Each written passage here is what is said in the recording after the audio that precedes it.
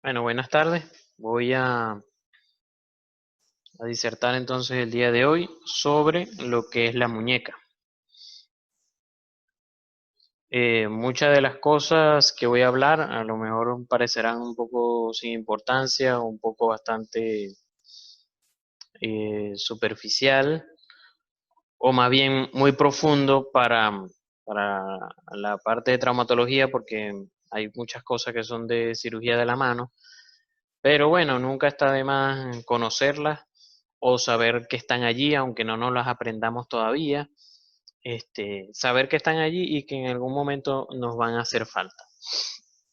Es importante de verdad que vean estos videos en la página que yo siempre les he dicho de Anatomía Lion sobre el complejo articular de la muñeca. La parte de osteología explica em, punto por punto cada uno de los huesos del carpo, los músculos principales motores de la muñeca, cuáles son los, mm, eh, los flexores del carpo, que recuerden que el flexor carpis radiali y el flexor carpis ulnari, los extensores del carpo, que son los extensor carpis radialis brevis y longus, más el extensor carpis ulnari. Eso es para la extensión. Y para la desviación cubital, entonces sería el cubital anterior y posterior juntos. Y para la desviación radial sería el flexor carpi radialis más los que acabo de nombrar, que son el primer y segundo radial.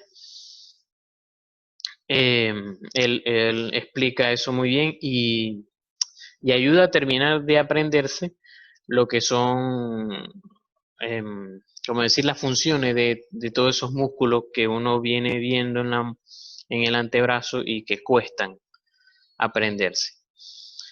Y bueno, se complementa también con ese de los movimientos de la muñeca, los principales factores de contención de la muñeca, como esa ya es un poco más profundo porque habla de la biomecánica. Todos esos em, videos de verdad que son importantes. Entonces, bueno, aquí tenemos los huesos del carpo, donde, como sabemos, tenemos una primera fila, una segunda fila, que comenzando del radio al cúbito, entonces tenemos el escafoide,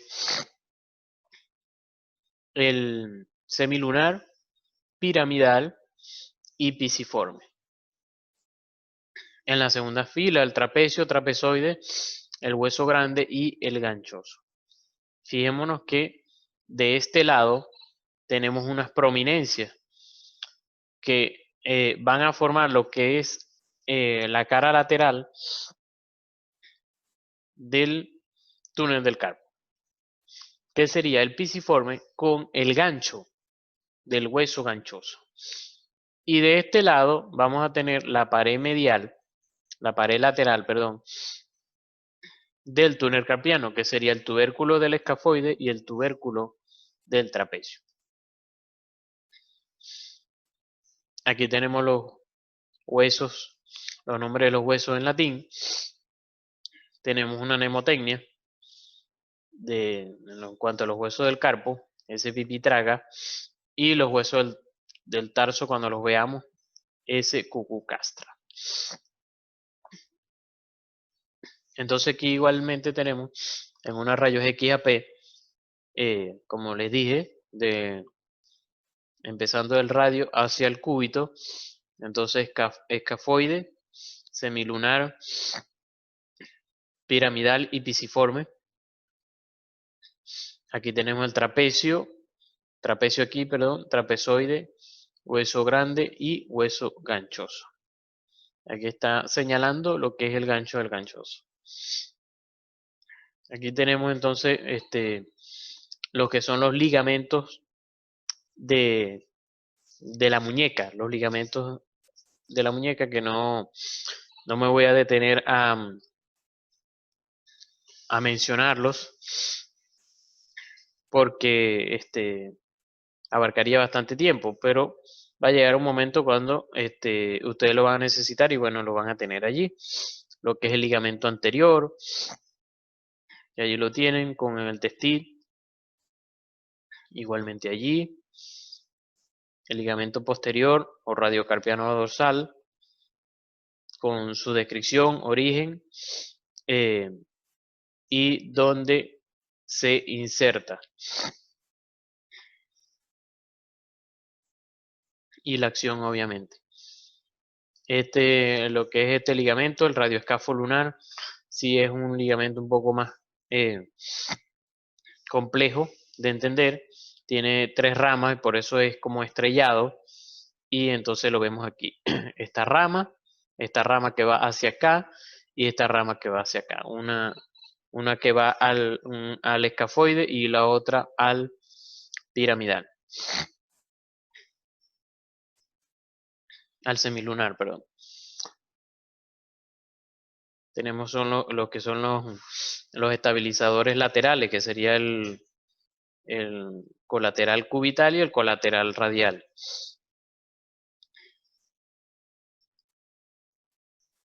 Entonces, en síntesis, tenemos aquí lo que son los estabilizadores dinámicos y estáticos de la muñeca. Entonces, como les estaba diciendo, aquí tenemos la pared lateral y la pared medial del túnel carpiano. No se les puede olvidar que a través del túnel carpiano no van todos los tendones del compartimiento anterior de la muñeca, del compartimiento anterior del antebrazo, perdón, sino solamente 9, perdón. Van los 8 de que sería el flexor dígitos superficiales y el flexor dígito profundo. Recuerden, cada uno tiene 4 tendones, son 8, más el flexor largo del pulgar o flexor pollicis longus. Nos quedan sobrando 2. Uno que es el tendón palmar largo o el palmaris longus, que pasa por encima de lo que es el túnel carpiano. Y por eso cuando nosotros hacemos esta, que les estaba diciendo, hacemos esto, se marca aquí porque él va superficial al túnel carpiano. Y este otro tendón, que es el flexor radial del carpo, que él va insertado, o sea, se mete a través de lo que es el retináculo flexor. Entonces no cuenta dentro del túnel carpiano. Por eso vemos que van 9 tendones más el nervio mediano, que es el que se comprime en el síndrome del túnel carpiano. Aquí los vemos y esta foto es muy interesante porque nos muestra una cosa. Ya les he ido diciendo, a pesar de que no hemos llegado a la lámina de lo que es el túnel carpiano, ya les he ido diciendo lo que es pared lateral del túnel carpiano, tubérculo del escafoide y tubérculo del trapecio. Y pared medial sería el gancho del ganchoso y el pisiforme. El piso, por supuesto, estaría compuesto por los huesos del carpo y el techo estaría conformado por el retináculo flexor. Ahora, de una vez que es el retináculo flexor. Ahora, ¿qué pasa? ¿Qué sucede? Vamos a ver lo que es el canal de Guyon. A través del canal de Guyon va a pasar el nervio y la arteria cubital, que es este que está aquí. Entonces, ¿cómo se conforma él? ¿Quiénes son sus paredes? Entonces, él es más que todo triangular. Fijémonos, el piso del canal de Guyon, por donde va pasando la arteria del nervio cubital, el piso del canal de Guyon es el retináculo flexor. Su pared medial igualmente es el gancho del ganchoso y el pisiforme. Ahora, su techo, fijémonos quién viene aquí. Esto que viene aquí, que es este mismo que viene aquí. Recordemos, este es el palmaris longus, pero este es el retináculo extensor que viene de allá atrás. El retináculo extensor viene de allá atrás y arropa por encima al retináculo flexor. Otra vez, el retináculo extensor viene de atrás, sosteniendo todos los tendones extensores, pero pasa por encima del retináculo flexor.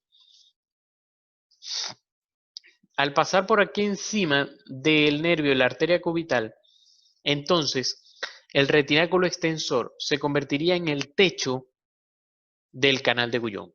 Entonces, el techo del canal de Guyon, retináculo extensor, piso, retináculo flexor y pared medial, pisiforme y gancho del ganchoso.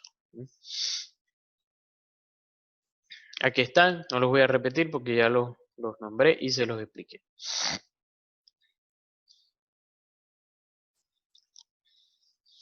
Aquí, entonces, una de las cosas también que ustedes se deben aprender es el retináculo extensor, que es el orden en que todos los tendones pasan a través de unos túneles, de unos estuches en la muñeca para insertarse en los dedos. Entonces se deben aprender el orden. Ahora, si recuerdan que nos aprendimos, cómo nos aprendimos los extensores del compartimiento extensor. Recordemos que teníamos un superficial y un profundo, un plano superficial y un profundo. Recordemos que teníamos aquí, voy a alejar un poquito la lacto, que teníamos aquí, empezábamos con anconio, teníamos aquí, luego nos acordamos del extensor carpus ulnaris, luego venía, nos acordamos del meñique, extensor minimus y después extensor común de los dedos. Esos cuatro que acabo de nombrar son los, son los del primer plano. En el segundo plano, entonces, seguimos en abanico. ¿Se acuerdan que yo les había dicho? Veníamos aquí como en abanico. Ya nombramos los cuatro primeros. Y luego veníamos, nos queda el extensor del índex y 3 del pulgar, que son el extensor largo del pulgar, extensor corto del pulgar y abductor largo del pulgar. Entonces, cuando nosotros nos vamos a aprender los músculos, los compartimientos del retináculo extensor, entonces lo vamos a hacer al contrario. Si nos aprendimos el abanico en ese sentido, entonces nos lo vamos a aprender al contrario. Fijémonos. Lleguemos aquí con el pulgar primero, entonces. En el primer estuche van a haber dos. En el primer y segundo estuche, vamos a tener dos músculos en cada uno. Entonces, en el primer estuche vamos a tener extensor corto y abductor largo del pulgar. ¿Cómo hago para aprenderme eso? ¿Cómo hago para no confundirme si es abductor largo, si es abductor corto, si es extensor largo, extensor corto? Ya les voy a decir cómo. Pero acuérdense en este momentico, bueno, es un extensor y un abductor, ok. Luego, segundo estuche es uno que no pertenece a este abanico que les acabo de dar, sino que viene del compartimiento lateral, que son el primer y segundo radial, llamados en latín extensor carpis radialis longus y brevis, que son los que más se enferman en la epicondilitis. Entonces, primer estuche, extensor corto, abductor largo, segundo estuche, dos más, primer y segundo radial. Lo estamos viendo aquí. A medida que yo se los voy diciendo, lo van viendo aquí. Primer estuche, después segundo estuche, primer y segundo radial que se insertan en segundo y tercer metacarpiano. Entonces, cuarto estuche,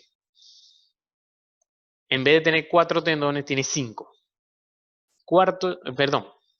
Vimos los dos primeros estuches.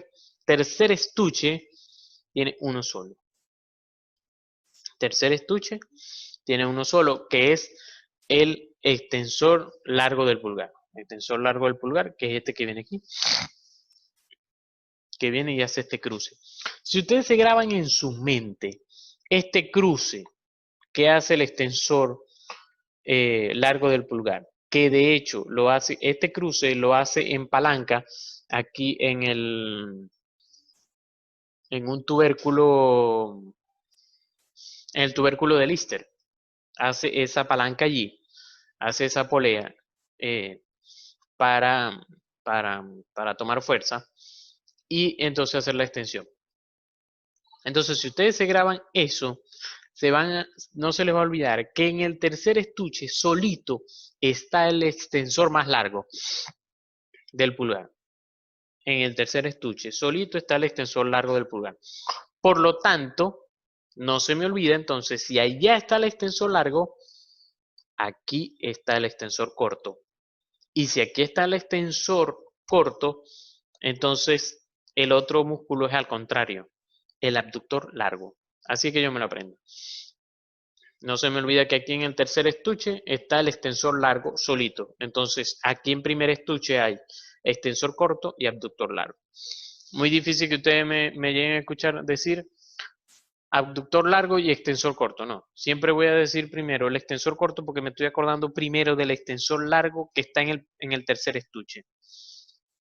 Luego viene cuarto estuche. Fijémonos que primer estuche tiene dos músculos. Segundo estuche tiene dos músculos más, que son en primer y segundo radial. Tercer estuche tiene uno solo. Cuarto estuche tiene 5. Y seguimos con el abanico, que son entonces el extensor del índice más los 4 tendones del extensor común de los dedos. Todos esos están allí, que son este aquí, cuarto estuche. Quinto y sexto estuche tienen uno solo cada uno. Y seguimos con el abanico. Quinto estuche, extensor del meñique. Y sexto estuche, extensor carpis ulnaris. Otra cosa que les pueden preguntar, tabaquera anatómica. La tabaquera anatómica está formada, fijémonos, este triángulo aquí, que está formado por este tendón aquí y este tendón aquí. Este aquí y este aquí. En el fondo va a estar la arteria radial. No siempre se pregunta, pero ya va, pero si la arteria radial la acabo de palpar en el pulso, ¿cómo de repente está aquí hacia dorsal? Ya lo vamos a ver cuando veamos la irrigación de la muñeca. Entonces, la tabaquera anatómica está conformada hacia radial por los del primer estuche, que son extensor corto y abductor largo. Y hacia cubital está el extensor largo del pulgar. En el fondo va a estar la arteria radial y no se le olvide, en el piso como tal, en el piso va a estar el escafoides. Y es importante que sepan eso porque si sospechan de una fractura de escafoide, aquí lo tienen, si sospechan que hay una fractura de escafoide, ustedes palpan la tabaquera anatómica y el paciente le debe doler. Ok, entonces, bueno, ya aquí salimos de lo que es la anatomía. Voy a andar un poquito aquí más rápido. Ya la irrigación y eso lo vamos a ver en mano como tal. Aquí tienen, bueno, diapositivas sobre la semiología, las pruebas musculares para la extensión, quién la hace, qué nervio, qué músculo.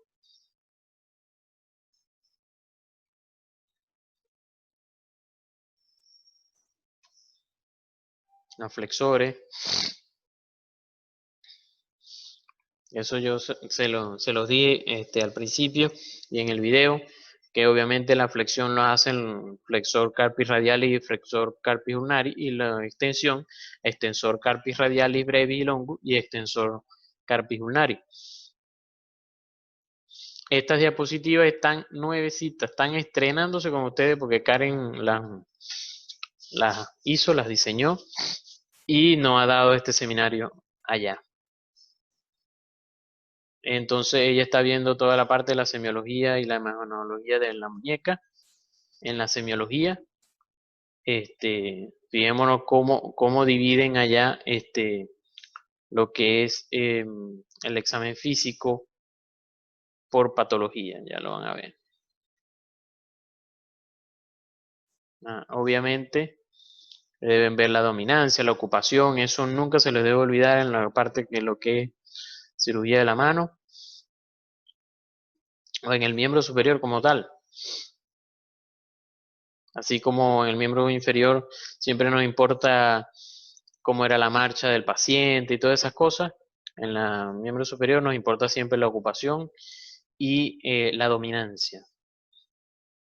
Fijémonos a mano en tenedor, la muñeca en tenedor, aumento de volumen en los quistes, tanto dorsal como volar, un cambio de coloración, con los rangos de movimiento,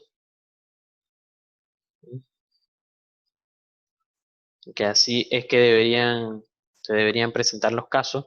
Y fijémonos que en cuanto a la palpación, ellos dividen tanto dorsal como volar, una parte cubital, media y radial. ¿eh? Radial, media y cubital. Tanto volar como dorsal. Y entonces le nombran cada patologías de acuerdo a ese sitio en específico. Fíjense todo lo que puede haber solamente en la parte dorsal radial de la muñeca. Lo que es la prueba de Filkete para ver la compresión en el primer estuche, no se los nombré, la patología de la enfermedad de Kerbein, palpación de la tabaquera anatómica, etcétera. Bueno, son videos que no, no voy a reproducir. Igual ya saben cómo se produce, igual aquí se comprime el primer estuche, que entonces sería extensor corto y abductor largo.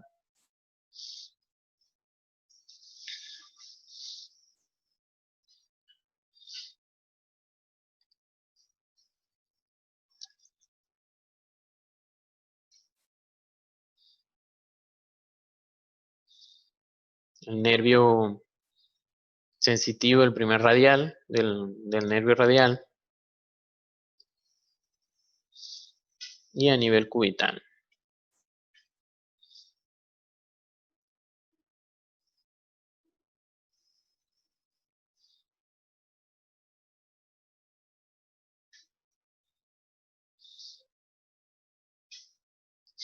Esa prueba de la tecla del piano es cuando hay luxación radiocubital distal, que entonces el cúbito se tiende a ir hacia dorsal, la cabeza del cúbito.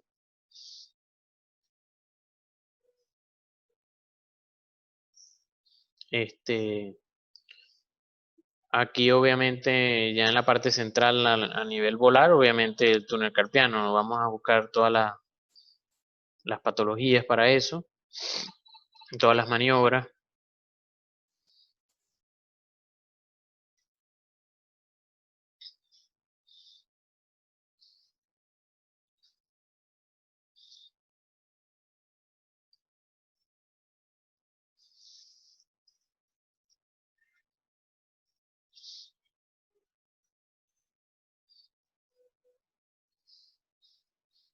Ujú.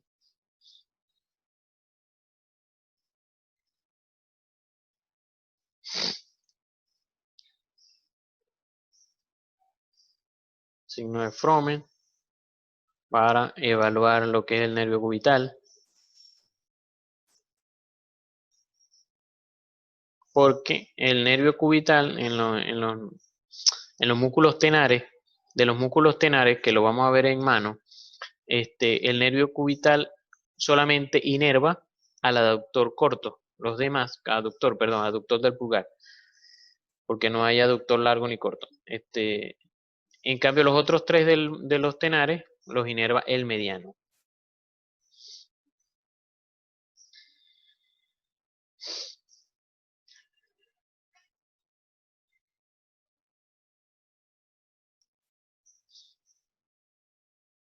La parte de los rayos X.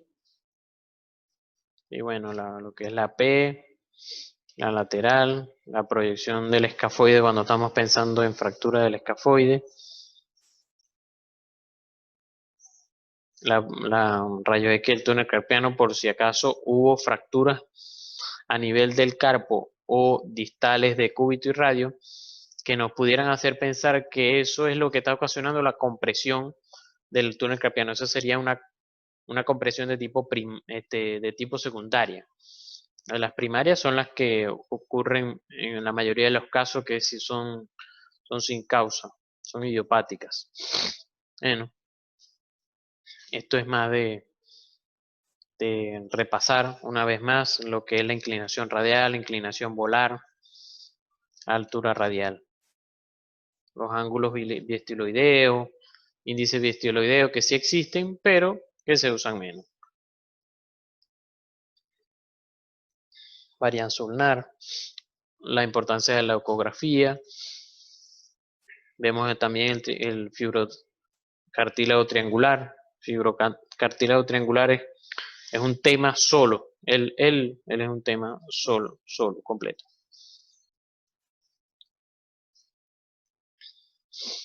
Lo que es la tomografía, lo que podemos ver, lo que podemos medir.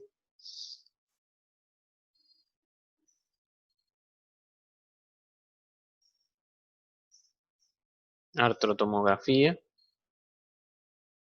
Bueno, la muñeca en tercera dimensión. Y la resonancia.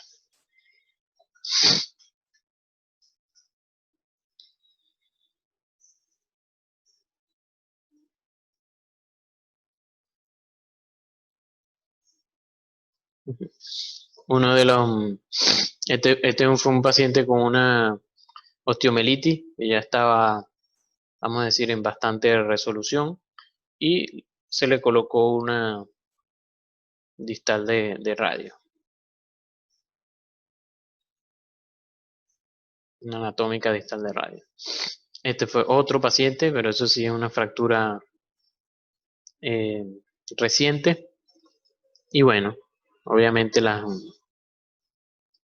los tutores más alambres. Cuando estudiando para la clase, sí, el examen de artroscopia, aprenderme eh, ¿cómo que se llaman? Las puertas, las entradas a la muñeca, los abordajes de la muñeca. Aquí tienen un casito clínico. Un paciente que se operó en varias ocasiones.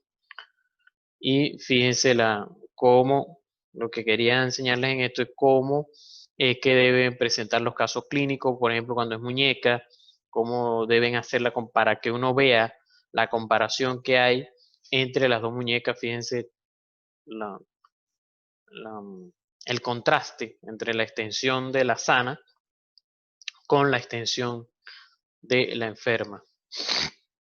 La pronosupinación sí estaba conservada. Y bueno, en el postoperatorio ya casi que continuaba igual. Fue más que todo tratar de realizar movilización bajo anestesia.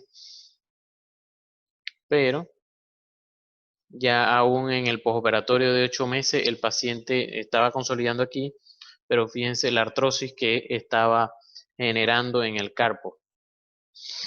Fíjense más todavía la artrosis en el carpo a los 14 meses. Entonces, bueno, se planteó el diagnóstico de artrosis radiocarpiana derecha y necrosis abacular del semilunar. Y bueno, eso era para discutirlo en una de las reuniones de capítulo. Enfermedad de Kerbein, liberación del primer estuche extensor, recordar otra vez, extensor corto y abductor largo.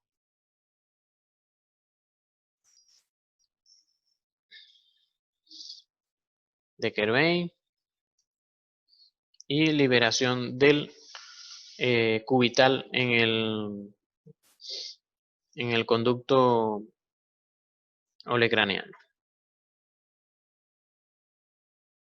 Un seminario dado por mi persona en el tercer año de tenosinovitis estenosante.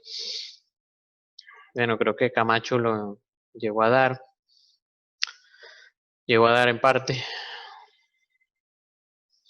algo allí del túnel carpiano, lo que es el signo de Tinel, el Fallen. Bueno, Fallen es este y este Fallen sensibilizado, que es el tratamiento, y los dedos en resorte. Este aquí sí es un video que sí normalmente corre, vamos a ver.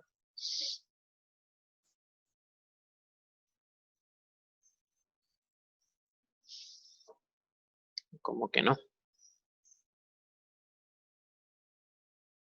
No, porque este no era. Se combinó con otra diapositiva, será. Em, bueno, otro seminario, fracturas de escafoide, cuando estábamos con el cirujano de mano.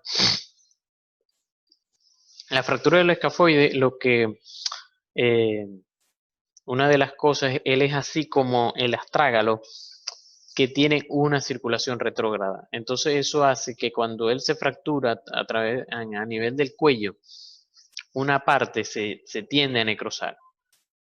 Aquí ven la circulación, o sea, cómo viene la circulación aquí a través de la arteria radial y entra por aquí, entonces tiene que haber una circulación retrógrada hacia este polo proximal, hacia el polo proximal. Entonces, si hay una fractura aquí, entonces este polo tiende a necrosarse.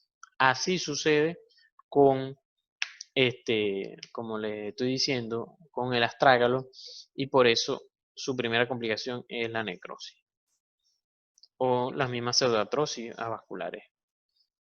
Allí vemos las fracturas de escafoide que si la están sospechando, mandan a hacer rayos X con desviación cubital y más la van a ver.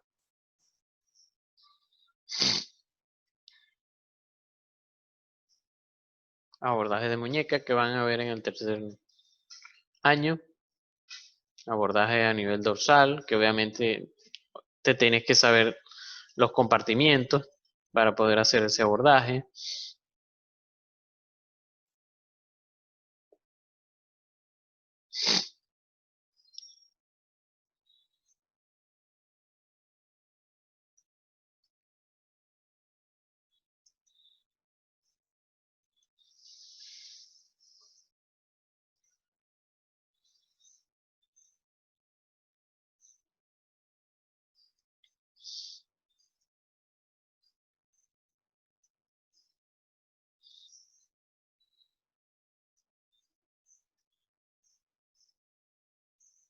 Aquí abordaje en el canal de Gullón.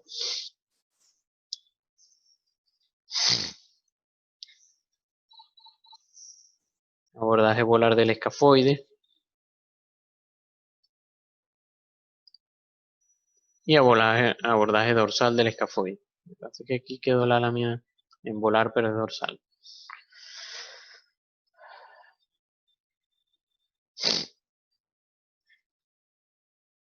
La lujación radiocubital distal y lujación del carpo, un tema bastante amplio también, pero imagínense, fíjense que en el primer año nos los hacía dar el cirujano de mano. Y fíjense que eso es una de las cosas, el fibrocartílago triangular. Sus lesiones son bastante complicadas de reparar. Aquí algo de la biomecánica. Otra vez lo del signo del piano, de la tecla del piano.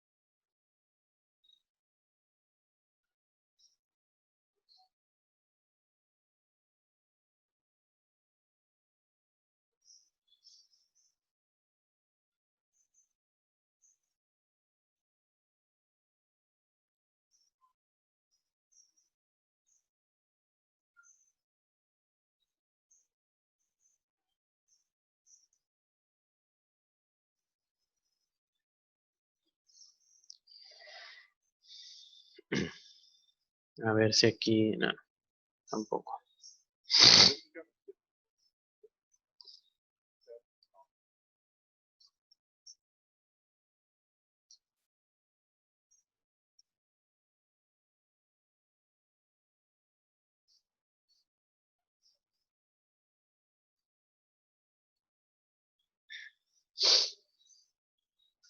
Cuando fuimos al congreso y presentamos un póster en cirugía de mano,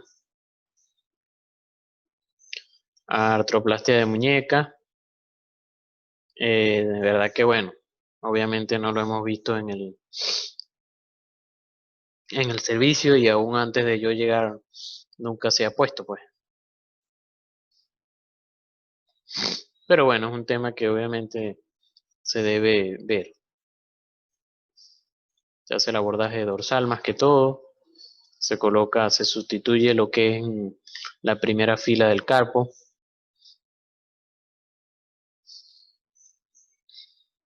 y luego se coloca la parte del carpo, del radio, perdón.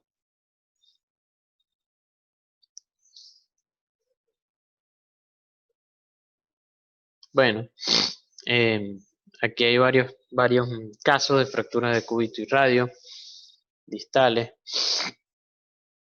Coloqué algunos, alambre intramedular, Barton volar, que bueno, se tuvo que tratar con alambre porque era lo que había, epifisiolisis,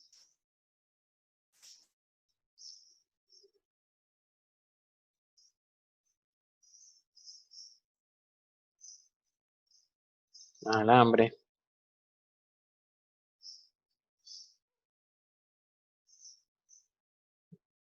un tiro por lo que veo aquí.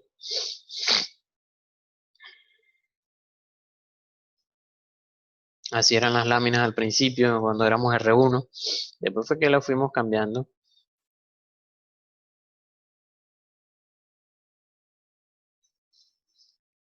Fíjense que eso se le colocó placa y alambre a la vez.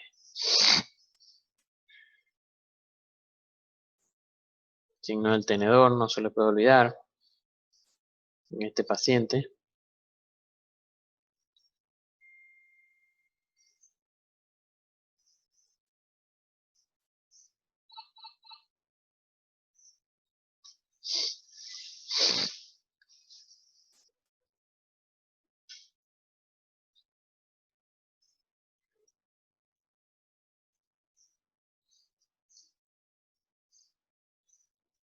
Y este es un trabajo que hizo el doctor Hugo con Aglan de uso de placas largas para distracción en fracturas de tercios distales de radio entre 2013 y 2014.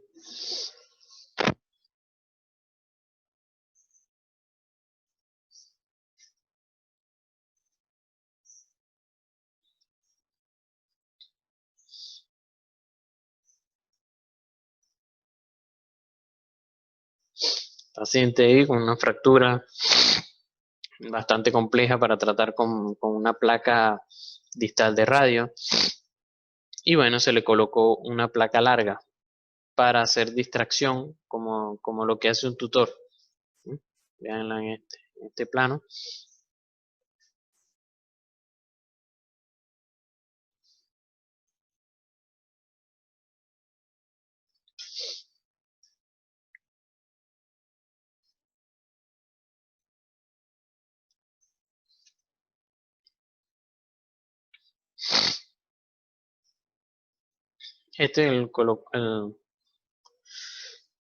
El doctor colocó este caso porque lo colocaron en el CDI de Las Margaritas sin saber por qué. O sea, la paciente no llegó a traer las rayos X preoperatorias y la verdad es que no se supo por qué, para qué, cómo lo pusieron, cuándo, dónde.